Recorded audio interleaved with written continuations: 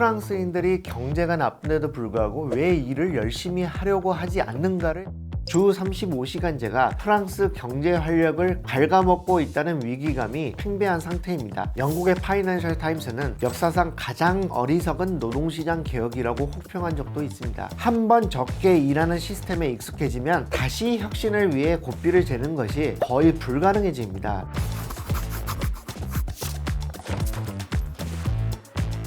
안녕하세요. 조선일보 손인석 기자입니다. 오늘 손인석의 머니워치에서는요, 프랑스인들이 경제가 나쁜데도 불구하고 왜 일을 열심히 하려고 하지 않는가를 다뤄보려고 합니다. 프랑스는 작년에 IMF 구제금융이 필요할지도 모른다는 말이 재무장관 입에서 나왔을 정도로 국가 채무가 심각하고요, 만성적으로 높은 실업률과 저성장에도 시달리고 있습니다. 나라가 경제적 위기에 있다는 경고가 계속 나오는데도 불구하고 프랑스인들은 꿈쩍도 하지 않습니다. 주 35시간 근무제를 실시하고 있고요, 1년에 2달 정도는 휴가를 쓰면서 여유로운 삶을 즐기려고 합니다. 이번 시간에는 프랑스인들이 왜 일을 적게 하려고 하는지, 정말로 모든 사람이 일을 적게 하려고 하는 것인지, 그리고 근로시간이 짧아서 모두가 행복하고 문제가 없는지를 알아보려고 합니다. 네, 맞습니다. 올해 5월 1일 노동절에 프랑스 정치권이 빵 때문에 시끄러웠습니다. 세바스티앙 르꼬르니 총리가 한 빵집을 방문해서 노동절 아침에도 문을 열어준 제빵사분들 덕분에 맛있는 빵을 먹는다며 감사 인사를 소셜미디어에 올린 게 화근이 됐습니다. 한국인의 시각에선 쉬는 날 일하는 분께 감사하다고 한 게 뭐가 문제냐라고 생각하기 쉽지만, 프랑스에서는 이게 노동자의 휴식권을 침해하는 민감한 문제가 될 수 있습니다. 먼저 프랑스에서는 노동절은 무조건 쉬는 날입니다. 그런데 총리가 영업 중인 가게를 찾아가서 홍보해 줬으니까요, 노동계에서는 정부가 쉬는 권리를 지켜줘야지 일하도록 강요하느냐는 비판이 나올 수밖에 없었던 겁니다. 사실 르꼬르니 총리는 노동절에 일하는 사람들을 더 늘리려는 생각을 갖고 있어서 일부러 소셜미디어에 사진을 올렸습니다. 프랑스 정부는 노동절에 휴업 대상을 축소하고 빵집, 꽃가게 등의 영업을 허용하는 법안을 의회에 제출했거든요. 그런데 이걸 적지 않은 프랑스인들은 휴식의 성역을 건드렸다는 관점으로 보고 거세게 반대했습니다. 프랑스인들에게 5월 1일은 단순히 노는 날이 아니라 노동자들이 피 흘려 쟁취한 권리를 기념하는 날로 생각합니다. 돈보다 휴식이 중요하다는 신념을 총리가 가볍게 여겼다고 본 것이죠. 사실 이런 바게트 논란은 처음이 아닙니다. 2023년 노동절에도 엘리자베트 보른 당시 총리가 빵집을 방문한 영상을 올렸다가 거센 비난을 받은 적이 있습니다. 2023년 기준 OECD 통계를 보면 프랑스인들이 얼마나 적게 일하는지 한눈에 알 수 있습니다. 프랑스의 연간 근로시간은 딱 1,500시간이었는데요. 한국은 연간 1,872시간으로 프랑스보다 372시간 더 일합니다. 한 달에 약 31시간 정도를 한국인은 프랑스인보다 사무실이나 현장에서 더 일하면서 보내고 있는 셈이죠. 미국과 비교해도 프랑스는 거의 연 300시간 적게 일하고 있고요, OECD 평균인 1742시간보다도 훨씬 밑도는 수준입니다. 미국이 프랑스보다 더 잘 사는 나라인데요, 이런 상황에서도 미국이 프랑스보다 연 300시간 정도 일을 더 많이 하고 있으니까 경제적 격차가 줄어들기는 어렵습니다. 다만 통계상 독일이 1343시간으로 프랑스보다 더 짧게 나오는 건 우리가 잘 살펴볼 필요가 있습니다. 독일인들이 프랑스인들보다 일을 더 적게 해서 그런 게 아닙니다. 독일 특유의 미니잡 제도가 활성화돼서 평균치를 낮췄기 때문입니다.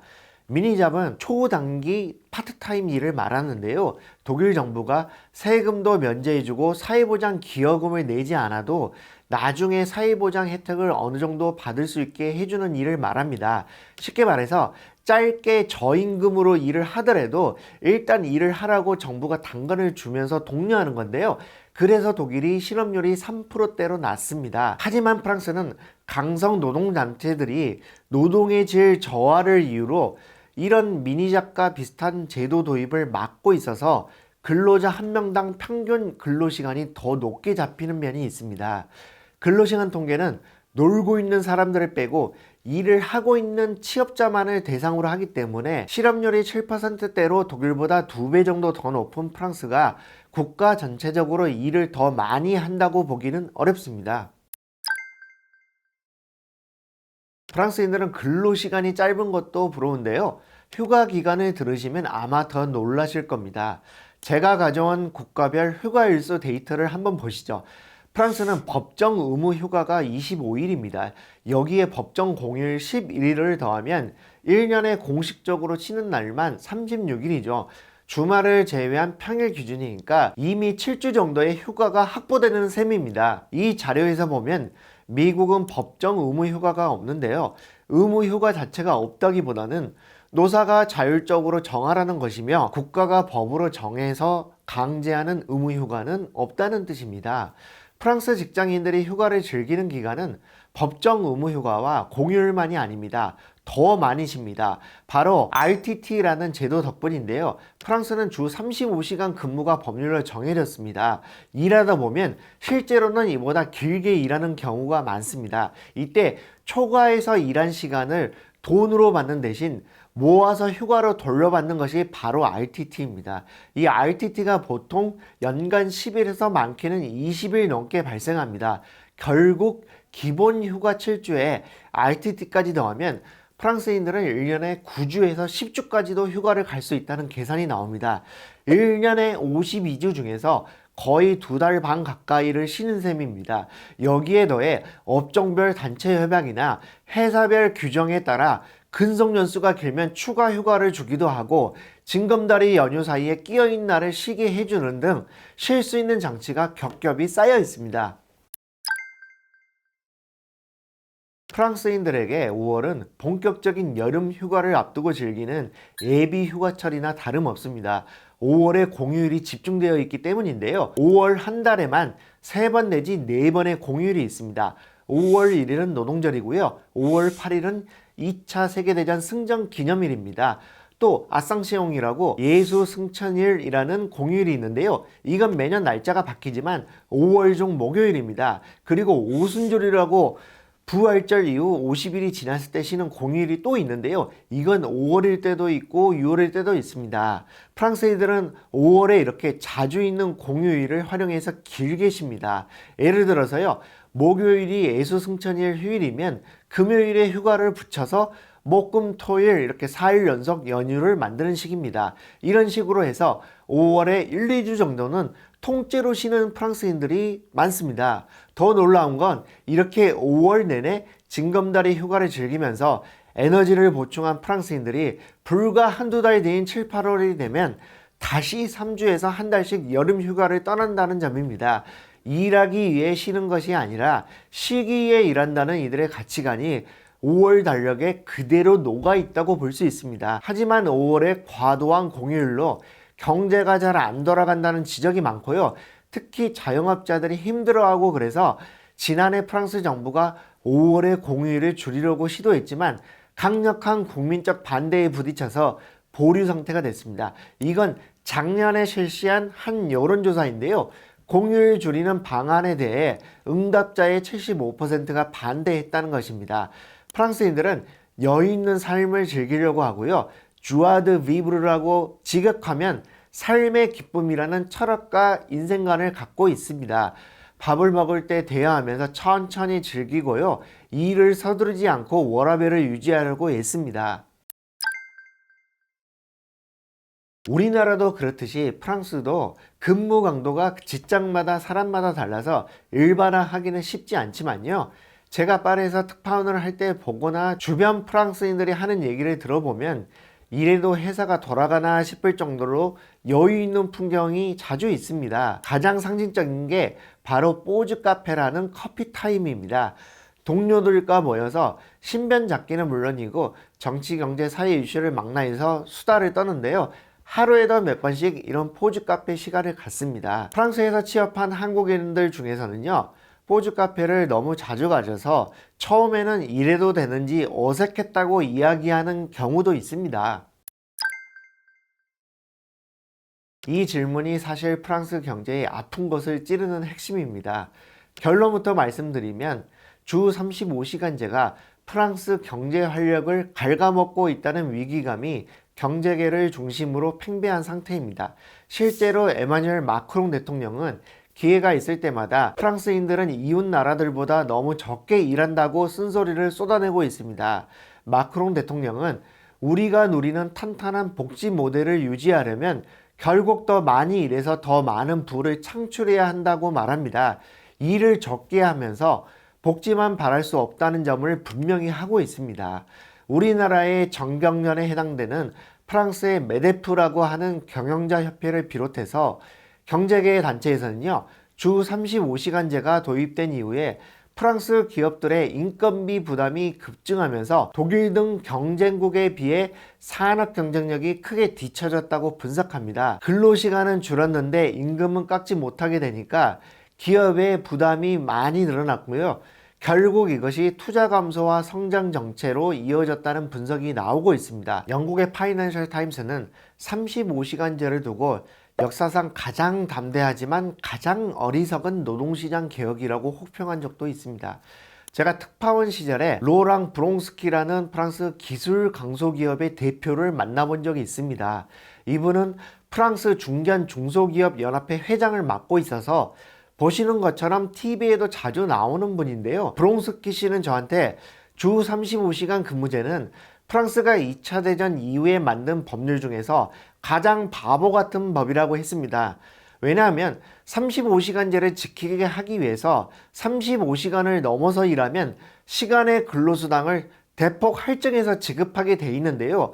단순근로는 다른 사람을 고용해서 이걸 피할 수 있지만 고숙련 노동자는 다른 사람으로 대체하기가 어렵습니다. 그러면 숙련 노동자가 35시간 이상 일하게 될 경우에 수당은 배로 줘야 되고요. 그러면 사측에서는 그에 상응하는 고용보험료, 연금보험료 같은 사회보험료에 대한 부담이 엄청나게 커지게 됩니다.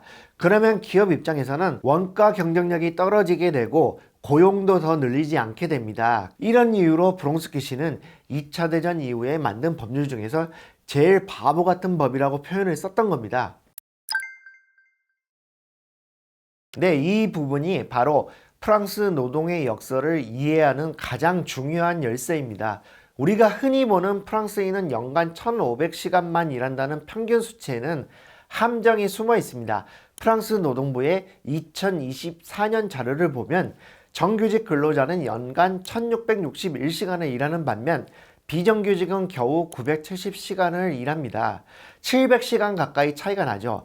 즉 프랑스 전체 근로시간이 짧게 나타나는 건 모든 프랑스인이 골고루 적게 일해서가 아니라 제대로 된 일자리를 구하지 못해 파트타임으로 짧게 일할 수밖에 없는 비정규직이 대폭 늘어났다는 점이 큰 영향을 미칩니다. 비정규직들은 일하는 시간을 늘려서라도 수입을 늘리고 싶지만 일자리가 마땅히 더 열리지 않아서 그렇게 하지 못하고 있습니다. 쉽게 말해서 투잡을 뛰어서라도 수입을 늘리고 싶지만 열악한 일자리마저도 찾기 어려운 사람들이 많고 그렇기 때문에 전체적인 근로시간이 짧아지는 데 영향을 준다는 이야기입니다. 여기 EU 통계기구인 유로스타트 통계를 보면요. 파트타임 근로자 중 20에서 25% 정도가 나는 시간을 늘려서 더 일하고 싶다고 대답하고 있습니다. 정규직 근로자들은 5% 내에만 더 일하기를 바라는 것과 대조적입니다. 프랑스나 남유럽에서 이런 현상이 뚜렷한데요. 겉으로는 근로시간이 짧아서 워라밸을 즐기는 것처럼 보이지만 속을 들여다보면 생계를 위해 더 많은 노동시간이 절실한 워킹푸어들이 상당수 존재한다는 뜻입니다. 여기 다른 유로스타트의 통계를 보면요. 전체적으로 시간이 오래 지나도 정규직의 근로시간과 비정규직의 근로시간은 거의 변동이 없습니다. 그런데 비정규직의 고용 비중이 시간이 갈수록 높아지는 걸 볼 수 있습니다. 그래서 이런 데이터를 잘 들여다보면 먹고 살만해서 근로시간이 짧아지는 게 아니라 일을 짧게 할 수밖에 없는 비정규직 비율이 늘어나니까 통계상으로 근로시간이 짧아진다는 것입니다. 프랑스와 유럽 경제가 활력을 잃고 경직적인 고용제도의 틀에 갇히다 보니까 기업들이 정규직 채용을 꺼리고 필요한 시간에만 짧게 쓰는 단기 계약이나 파트타임 고용을 선호하게 된 결과입니다. 결론적으로 프랑스의 짧은 근로시간을 단순히 여유로운 삶의 결과물로만 보는 건 오해일 수 있다는 것이고 마냥 부러워할 만한 일이 아니라는 것입니다. 성장이 워낙 더디기 때문에 일을 더 하고 싶어도 일을 찾을 수 없어서 못하는 비정규직이 점점 늘어나고 있고, 그렇기 때문에 통계상으로 전체적인 근로시간이 짧아 보인다는 맹점이 분명히 있습니다. 마크롱 대통령은 은퇴하는 시기, 즉 연금을 수령하는 나이를 62세에서 64세로 올리는 연금 개혁을 시도했습니다. 하지만 강력한 반대에 부딪혀 보류됐는데요.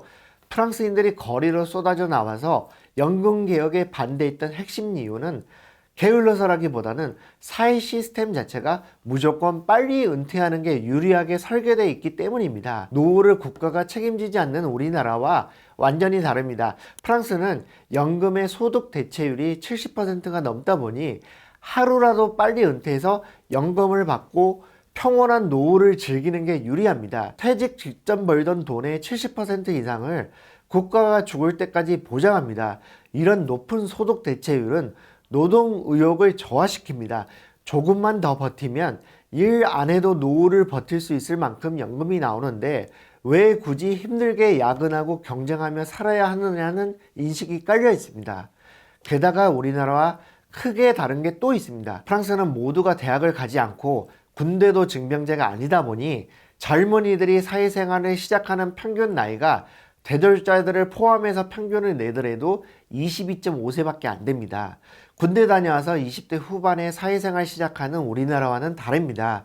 따라서 마크롱식 연금 개혁이 62세에 퇴직하던 걸 64세로 은퇴 연령을 올린다고 했으니까 반대가 심할 수밖에 없습니다. 40년 일하는 것도 하기 싫은데 42년 일하라고 하니까 뿔이 날 수밖에 없다는 겁니다. 이 카툰을 보면 60세가 넘어서 일하는 모습을 보고 22살 젊은이들이 무슨 생각을 하겠냐며 풍자한 것인데요. 우리와는 사고방식이 완전히 다릅니다.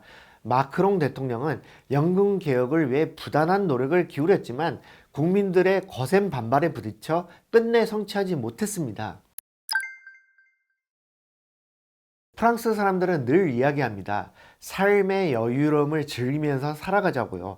그게 가치관인 것이고 이게 제3자가 맞고 틀리다 할 문제는 아닙니다. 이거는 엄연히 선택의 문제입니다. 하지만 짧은 노동시간과 풍족한 연금체계는 2차 대전이 끝난 후 영광의 30년이라고 불리며 프랑스 경제가 고속 성장하던 시절에 기초가 만들어졌는데요. 당시에 잘 나갈 때는 문제가 없었지만 지금에 와서는 독이 되고 있다는 지적이 프랑스 내부에서도 많이 나오고 있습니다. 인구 구조는 고령화되고 성장은 정체됐고요. 혁신 기업이 새로 등장하지 않고 있습니다. 프랑스가 선진국이긴 하지만요. 이제는 프랑스의 1인당 GDP가 미국 캘리포니아주의 절반밖에 안 됩니다. 우리가 눈여겨봐야 할 건 경제 성장이 지체되면 과거의 고성장 시기에 만들어 놓은 여유 있는 사회 시스템이나 복지 혜택이 커다란 짐이 될 수 있다는 사실입니다. 여유 있게 살아가는 시스템이라는 건 국민들이 후퇴를 받아들이기 어렵습니다. 한번 적게 일하는 시스템에 익숙해지면 다시 혁신을 위해 고삐를 재는 것이 정치적으로나 사회적으로 거의 불가능해집니다. 그래서 애초에 철저하고 정밀하게 한 발씩 내리는 방식으로 근무와 휴가 체계를 설계하는 게 중요합니다. 아까 보여드렸던 국가별 연간 휴가 일수에 우리나라를 넣어 보겠습니다. 우리나라도 공휴일이 많이 늘었습니다. 올해만 노동절과 제헌절이 추가로 법정 공휴일이 되면서 연간 법정 공휴일이 16일에 달하고요. 법정 의무 휴가도 15일이 있습니다. 합쳐서 31일인데요.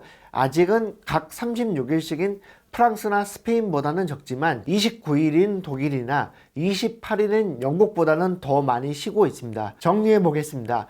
프랑스가 우리나라보다 더 큰 나라이고 여전히 강대국인 건 맞습니다. 하지만 제가 특파원으로 일하면서 살아보니까 우리가 보고 배워야 할 건 그리 많지 않은 나라였다고 느낍니다.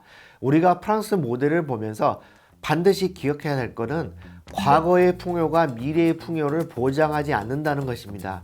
여유라는 건 충분한 경제 성장이 뒷받침될 때에만 지속 가능합니다. 여유를 즐기고 싶어 하는 건 인간의 본성이고 자연스러운 것이지만 그 여유를 지탱할 경제적 기초 체력이 무너진다면 그동안 쌓아온 것마저도 잃어버릴 위험이 있습니다.